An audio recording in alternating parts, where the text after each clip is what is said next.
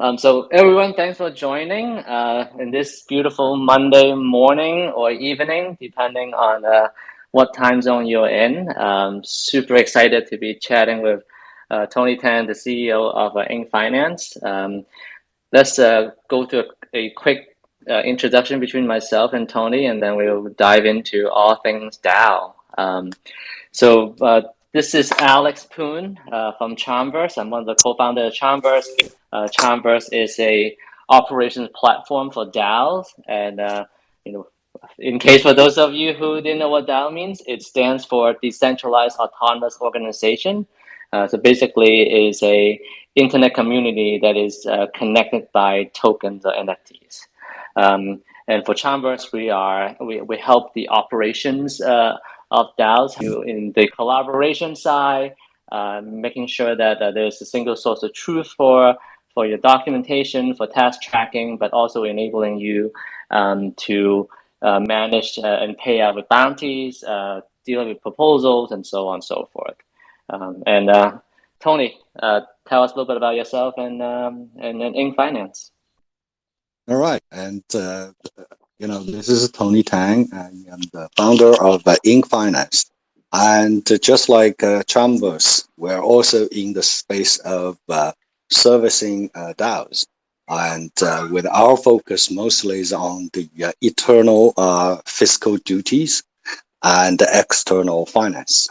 So, in a sense, that if a DAO, if you can think of them as think of DAOs as the companies or corporations that are set up on blockchain, and both Charmverse and Inc. Strive to provide the tooling for them to get their operations in shape so that they can conduct their business and the community building. Awesome.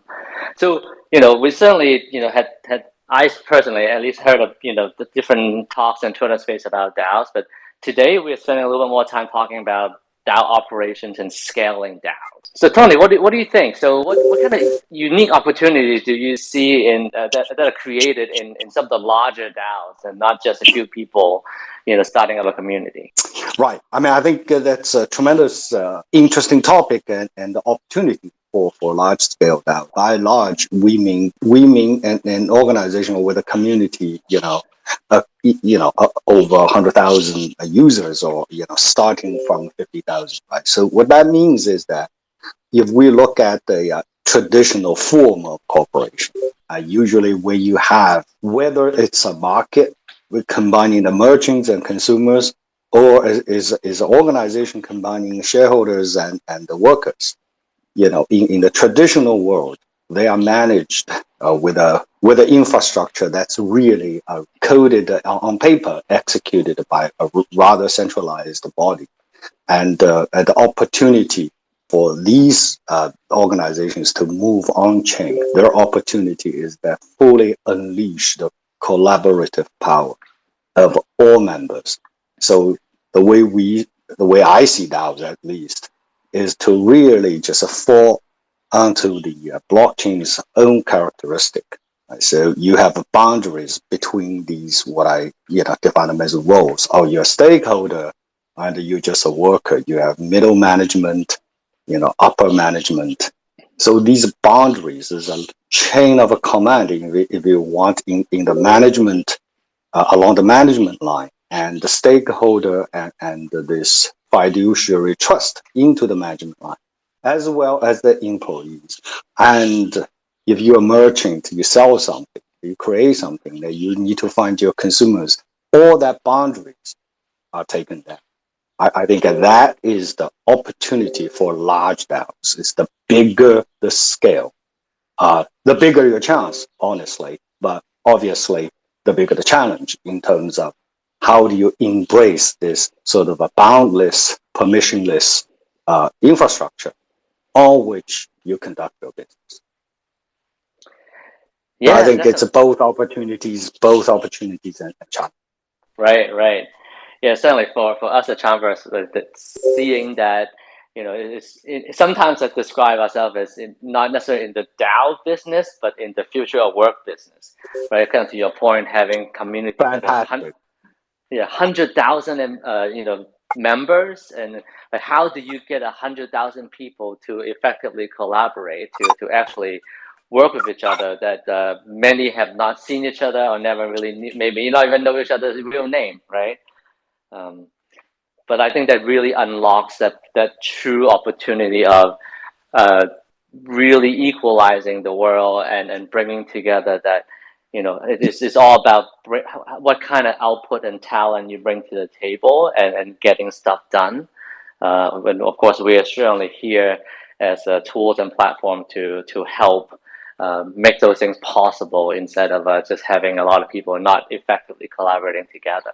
Oh, I was just going to ask you a follow-up question about, challenges. Of course, there's opportunity, but yeah, as you can imagine, 100,000 people or 20,000 people, that's not easy to collaborate and work together with.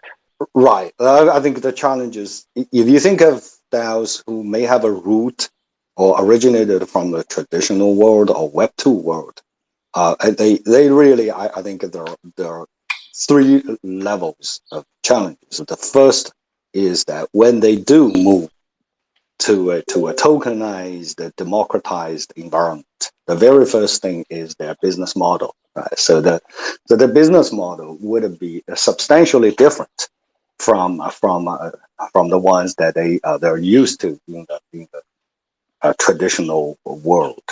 But the second is the operating environment. That would be a big challenge because now your entire community, the roles that I mentioned earlier, they need to know what a blockchain is, the fundamentals of a blockchain. They need to know their identity is no longer an identity, but more of like a wallet-based sort of an ecosystem where you're in it. How do you act? So that type of operational environment, and the third, obviously, the toolings that are used to in the Web2 world. It's provided by the ERPs, provided by the SaaS, provided by cloud service, or all be very, very different. I think these probably are the challenges I can think of. They're all fall into big categories. And then if they're not used to, they can't answer these challenges, or they basically cannot successfully scale. So I think that's some of the areas I can identify where the challenges lie. Right. So as when you look at sort of the Web2 parallel, right? Any kind of decent sized company or corporations have pretty much a stack in every single major function, right? There's an HR stack, there's the human resource stack, the sales stack, marketing stack, etc. And then of course each one of those has a multiple multi-billion dollar company getting built to surface those stacks. Do you envision something similar happening in Web3 and in DAO? And if so, like what do you think what form would they take that type of formation? Well, I think there are two perspectives. I think from a DAO users' perspective and from you and me, right, from us, the DAO builders, I think the perspective might be different. If we operate in the Web2 world, we want to have a all-in-one solution, right? But then even in the Web2 world, supposedly the computer networks and the technologies that are available supposedly are so advanced, right? Supposedly, in theory, you don't need to have a fractured sort of interoperated components to run your business, supposedly. But in reality is that there's just a dream. As an organization, it's rarely you can find somebody would mount their entire sort of a management infrastructure on one platform, right? So if that is the case, I think it's very, very fair to say in the Web3 world, regardless of what you think, or what I think was DAO House, Super DAO, Snapchat, regardless of how we think, I think this so-called all-in-one, one-hat-fits-all, the kind of DAO tooling platform, I don't see it as a viable choice. Neither would it be a future. So because competition comes in from the angles that you will never be able to imagine, right? That's sort of the characteristic of the entire crypto world, is that innovations were still in a very, very early stage of this technological and the social and the organizational sort of a revolution. And no one can claim that they can, sort of build this thing that will consolidate all function, the functional stack that you mentioned.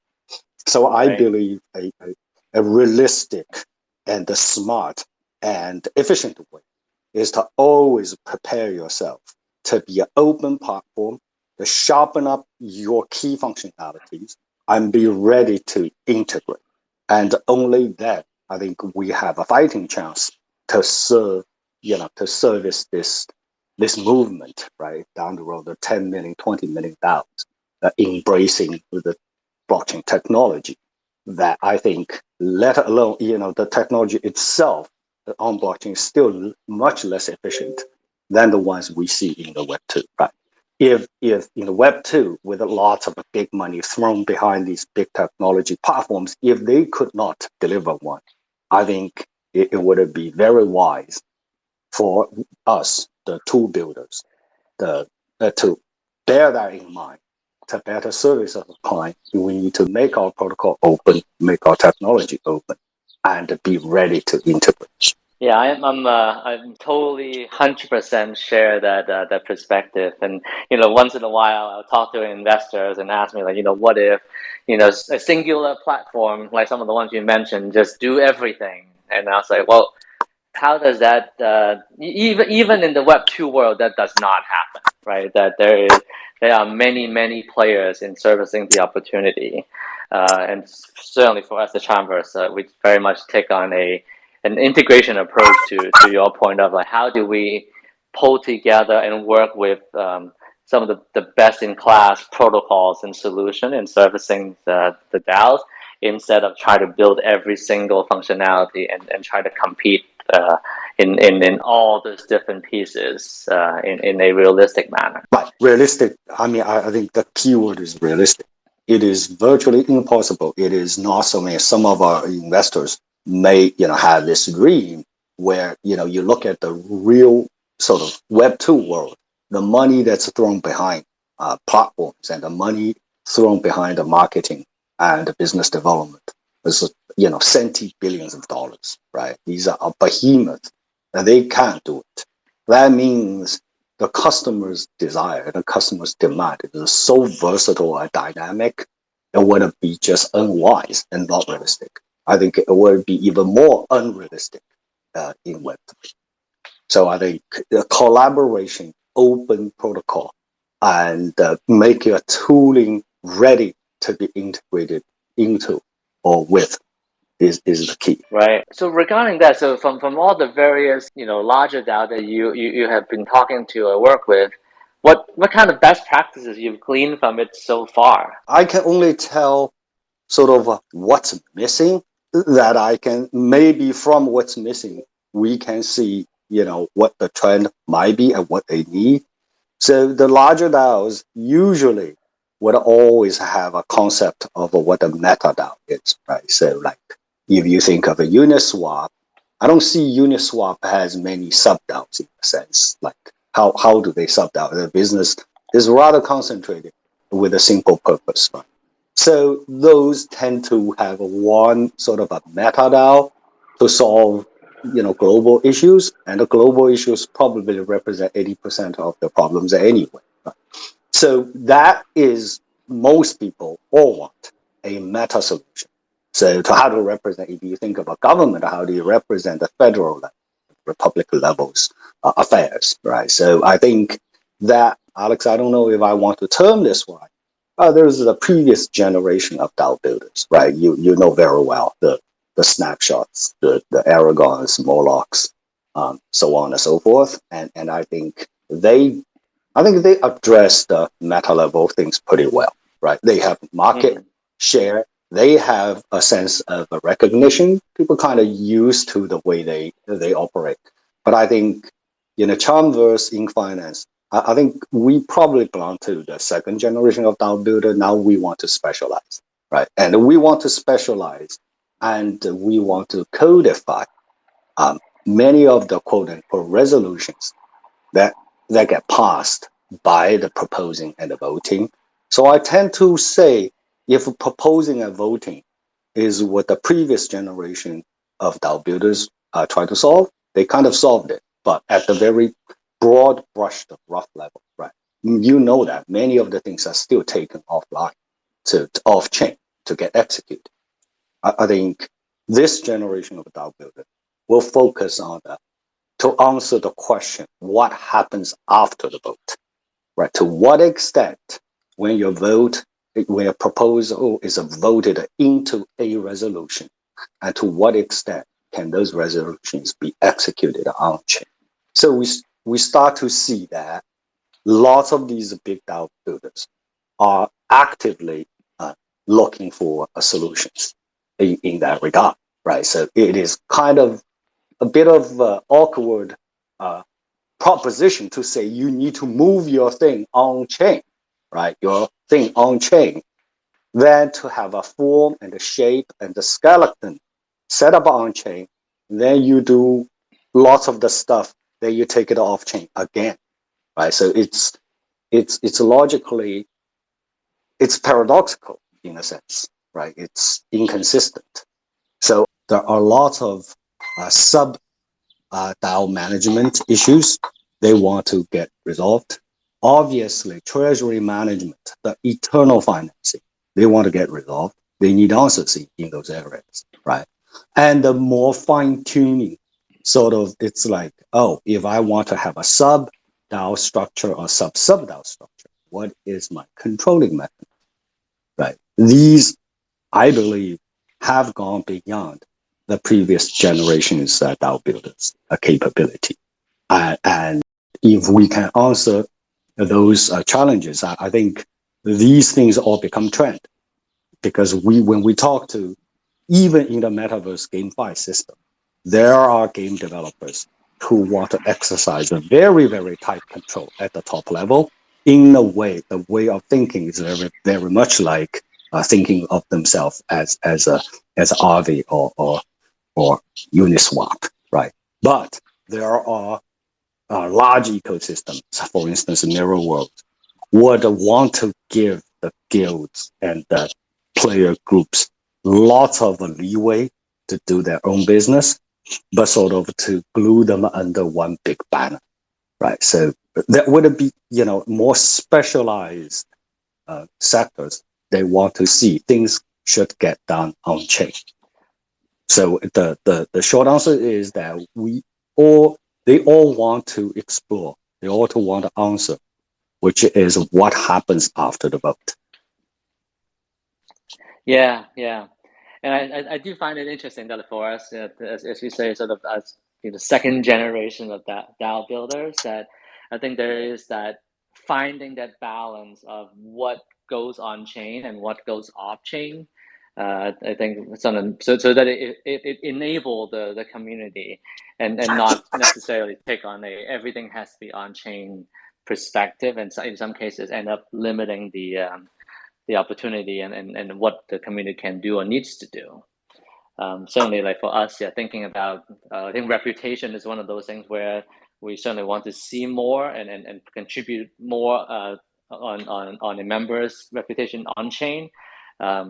But then some of the collaboration element are like, do I really need to put your task management system or individual tasks on chain? Like what value does that give you? I think like those are definitely things that we go back and forth on.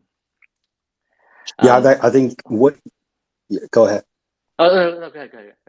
I just want to add a comment about like task management, right? In that kind of in that domain, which Charmverse is very specialized in. I think both of us should focus on like the tool building, right? Tools instead of policies. I think us as tool builders, we need to understand so many policies, schemes for DAO to manage its affairs, and not to dictate sort of what should be done, how things should be done. We just provide enough of flexible tools for them to take out of the box and make their own policies. I think that probably gives us, from our total builders perspective, give us the biggest ability to scale, right, to service a wider range of DAO clients. Right, right. And I think particularly in where the community is today, I think given that, individual DAOs are still iterating and trying to explore what is trying to be achieved, what is the vision and mission of the group is, and of course the needs and the use cases are evolving as we speak, right? So I think having that flexibility in mind will enable us being tool builder, help in actually serve the needs of our users instead of, to your point, just dictating what we think might be needed in the DAO space. I'm very curious about some of the capability around in finance, right? So tell us a little about particularly multi-chain operations. Like how do you think about that, and why is that important to larger DAOs? Right. I mean, I guess multi-chain in our view is that it's almost like the fruits grow out of which orchard, right? I mean, you can't dictate. You should have never dictate. So we need to be the basic set of functionalities and tools that are available. There are just certain fruits grow out of certain orchards. You can't bend and force. So we want to be able to be everywhere. So with their DAO, chooses, that particular DAO chooses their quote unquote headquarter or base wherever they choose. We need to be there and to effectively service them. As tool builders, we never have the power to dictate where they should be. And it's not for us to say which layer one is the best, which I think that's a moot debate. It's totally useless debate. And whoever find enough reason to be on Avalanche, Solana, ETH, Polygon, whatnot, they have their own reasons. And we just want to service. So our tool set is multiply deployed on these multi-chains. The bigger the ecosystem is, the less likely you can persuade them. That's another reality check. And the second, given our nature of a finance focused application, a platform, and we know the difference between liquidity, the efficiency, the ability to tap liquidity, and your familiar environment of operating. They tend not to be the same thing. So assume there is a large DAO. You feel comfortable to run your operation on Solana. That does not mean the best investors for your financialization is necessarily on Solana. They might be on Polygon. They might be on BSC, right? They might be on Avalanche. So for that purpose, our multi-chain is set up to implement this concept of you govern from a place you're comfortable with, but you really can reach a liquidity, financial liquidities everywhere else. So that comes back to our specialty, is that we are a financial focused protocol. We want a DAO, particularly big one, to operate and govern in a place they feel very, very comfortable of their choosing, while being able to open it up what I call the branch offices, which are that are other L1s, where they can reach investors everywhere, where the reputation can go beyond where the base is. So in a sense, I want to say, I'm on Solana, how do I want people on Polygon to know me? It's very simple. They know you by investing in you. There you go. So they know you. You have reputation. You have true cross-chain, multi-chain reputation. Yeah, that makes sense. And we see kind of similar dynamics, but in a collaboration and an operation side is that you might be a NFT community that all your NFTs are in Polygon, and therefore you want to control access to your workspace with your Polygon NFTs, right? But then separately, when you are setting up and paying out bounties and tasks, you want to either pay out in some cases USDC stable coins, or but in some other cases you want to pay with your own DAO token that might be on mainnet, but might be on Harmony. So again, yeah, to your point, like it's not really up for us to dictate, but offering those flexibilities so that the DAO can actually achieve what they're trying to do, and not that it wouldn't make sense for us to say, you know what, I'm sorry, your NFT now needs to be on a different net before we can support you. Right, right. I mean, you raised a fantastic. I mean, that's a fantastic example. It's like, your reputation actually can go beyond.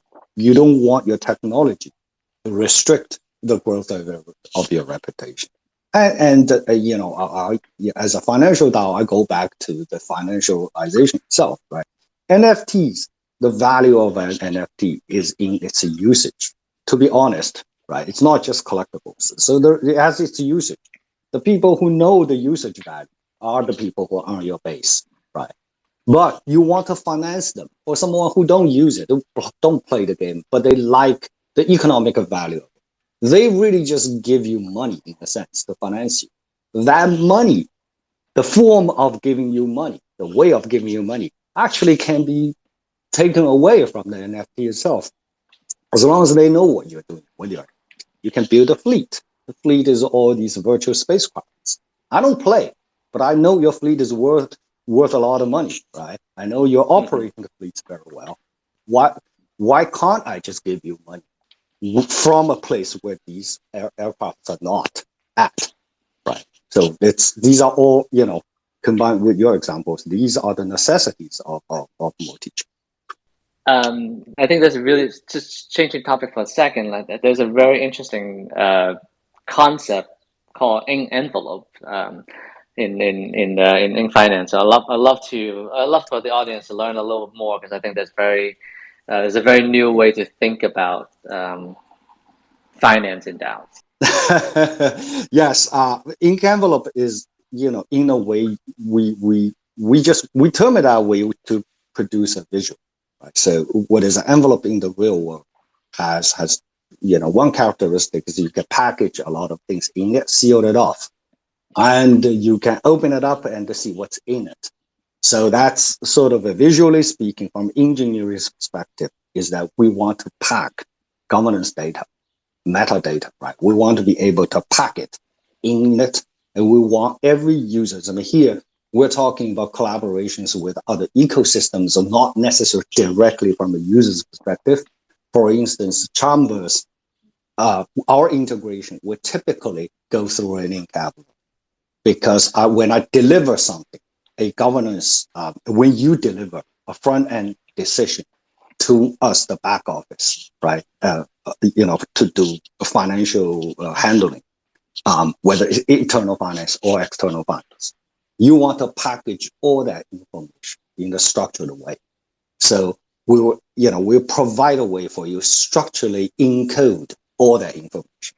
You pack it into the envelope, and we have a way to decode that and open an envelope, take things out to restore its original structural form. So that's one way of viewing ink finance as a way of a packaging structured data. And there is another more literal way in the cross-chain sense. We need to pass these information cross blockchain. And then literally, that's how you handle a package in the real world. You seal them off in the envelope, and there's a messenger carried over to the other side. So that's literally our interoperability solution. Not only it can structurally encode and decode data, and also once it's sealed off, this entire package can go through a arbitrary cross-chain messaging system, because we can serialize it. Engineering speaking, we can serialize it and deserialize on the receiving end. So that's the entire ink envelopes concept. It's information wrapping. It's all way of wrapping up information. And the power of that is that when I deliver this package to a another DAO builder, for instance, another ecosystem builder. It is up to them to construct a locally useful NFT out of it. Because I sitting here, I can never dictate, I can never predict what will be the NFT format. 3252, 1155, 1400, 721. These are all ways of representing an NFT. I can never, ever service this kind of a demand, right? But if I give them all the data in a structured way, that ecosystem builder can create whatever format that they deem relevant to their ecosystem. So they need data. They need data that can be parsed, analyzed, and extracted. And they need to be able to receive that data. So that's the way we want to achieve the biggest portability and the interoperability and the level of abstraction. Yeah. We are definitely very excited to support that in the hopefully near future, and I think that's a great way to kind of bring more structured data but in a flexible way in interacting across the ecosystem. Right. For instance, when you deliver a front office a resolution, right, to Inc. for a important client of yours to implement the back office function, I don't understand your data structure. You don't understand my data structure. But through this encoding and decoding mechanism, we can talk to each other. Right. Cool. Let's how about we open this up for the listener to see if there's any question that either myself or Tony can answer. If you have any question, please raise your hand and then I will invite you to speak. Camille actually requested raise her hand. So Camille, what question do you have for Tony or I? Hi, Alex and Tony. I do have a question for you both. So, since you are all in the DAO infrastructure building, I would like to know what's the current status of your product. So yeah, we have been running a closed alpha for a couple of months, and we recently had launched into an open beta. So any of you can, if you visit our Twitter account, you'll see the link to the open beta that anybody can hop on and give it a try. But yeah, it's available to the public. I got another question. Just what kind of functions have you realized so far? Sure. So we certainly provide to you a set of basic collaboration tools. So from task management to writing sort of wiki or documentation for onboarding purposes or for bringing in other informations. But then we also have a fully integrated bounty system that you can set up so DAO members can apply to bounties that you can track the progress of the bounty as well as having it paid out. We also have you can control access to the workspace from signing in with your wallet or your Discord IDs to creating a pretty sophisticated access control with your DAO token. So again, you can say, for example, hold our Polygon NFT plus 20 DAO token to unlock this workspace, or in addition, holding a engineering team NFT to further unlock the engineer role within the workspace would give you additional read-write access, etc., etc. Thank you, Alex. And Tony? Yes, I would answer all these questions from our side. Very similarly, we have a open beta, open for test, that is on Ethereum testnet right now, and that can be launched from our website. And in about a week of time, we will put that test version, a beta version, on Avalanche at the same time, and with some more added functions.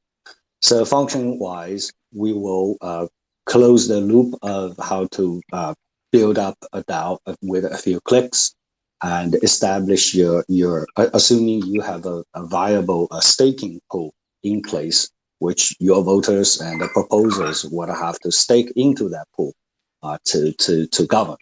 And functionally speaking, we completed the entire proposing and voting, and particularly along the line of eternal treasury management. So we can departmentalize the treasury into a group of people who will perform different duties with a multi-signing, with income categorization, expenditure categorization, and a full audit. So all that would be sort of woven into a proposing and a vote a governance framework. So that's what we have delivered and what we will deliver in a week. Thank you. Well, on that, Tony, any closing words before we hop off?